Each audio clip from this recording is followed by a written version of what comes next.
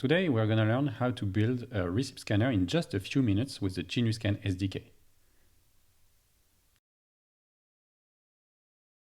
So to get started, I'll create an Xcode project as usual.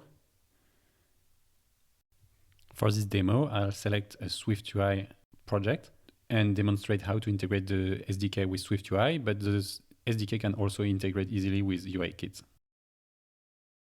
We'll just clean up the templates that Xcode created for us to get started. We're also not interested in the SwiftUI preview, so we're going to close that.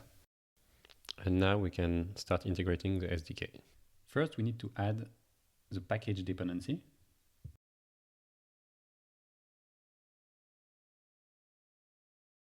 So here you see that the package is loaded by default for me because I recently used it. But in your case, you will have to go to the search field and enter the GitHub repository URL, which is thegrizzelabs/geniusscan-spm, like Swift Package Manager.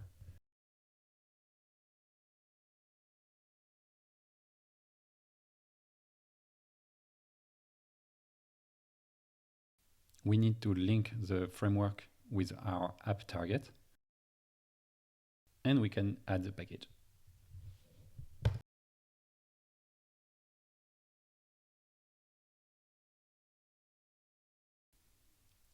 Before jumping to the code, there is one more thing we need to check. Since our application is going to access the camera, we need to ask permission from the user to access the camera, and for that we need to add the camera usage description in the info plist. We can now jump to our view and import the Genius Scan SDK, so import GS SDK to get started. So the easy way to integrate the SDK in SwiftUI is to use a GSK scan flow button, which takes 3 parameters: a title, a closure to configure the scan flow, and a closure to get the result of the scan flow.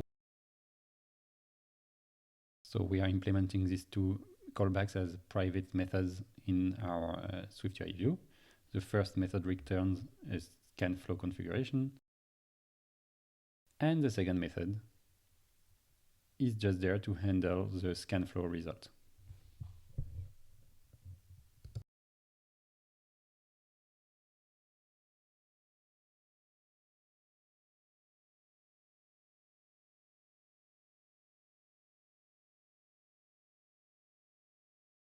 We can now return a scan flow configuration, so instantiate the object. And we can set a few properties. So we are interested in the receipt structure data to get receipt information out of the scan flow.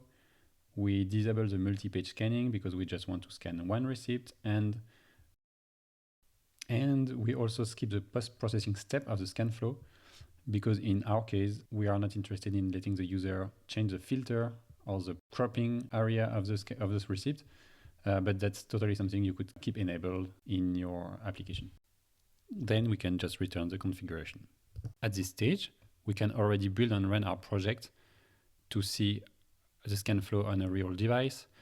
And we just have to be mindful that we need a real device and cannot run this on the simulator because the simulator isn't able to simulate cameras. So now our button can start the scan flow. We can snap a picture of a document. And that's it. We still have to implement the result callback. Before implementing the result callback, we are going to add some state to the view to be able to display the result of the scan flow. So we add an error text to store any error that happened during the scan flow. We add an image to store the scan result, and we add a receipt state to store the detected receipt information. If there is an image, we are going to display it. We use the standard modifiers so that it looks nice and adapts to the current view. Add some padding.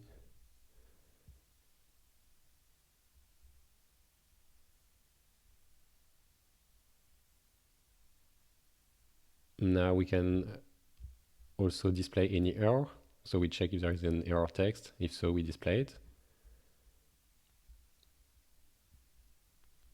And last, we check if we were able to detect a receipt.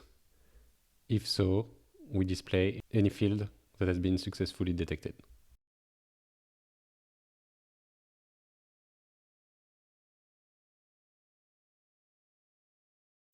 So now it's just a matter of implementing the onScanResult method.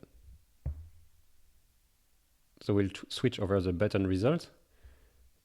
If we are in the success case, we get a scan flow result, and we can inspect it.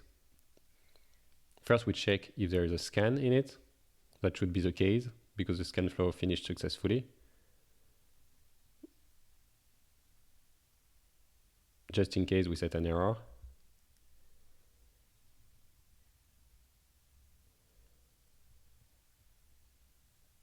And now we can get the image from the first scan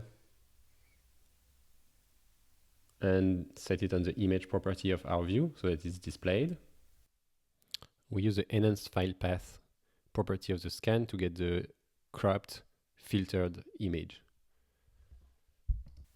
And last, we can use the scan's structure data field to set the receipt on our view property. We need to implement the failure case. We simply set the error text property of our view to the error localized description. And that's it, we're done. To summarize, we have added one SwiftUI button to our view, the GSK ScanFlow button. We have implemented two callbacks, one to create a configuration for the ScanFlow, and another one to handle the result. And we have added some state to our view to display the results. Let's build and run to see the demo. So we still have our button. We can tap it to start scanning, snap a picture of the document. And this time, as soon as processing is done, we see the image and we see the date, amount, and merchant. If we wanted, we could have added other fields as well, such as the receipt type or the VAT. And last, it's worth mentioning that all this processing has been happening instantly on device without contacting any third-party server.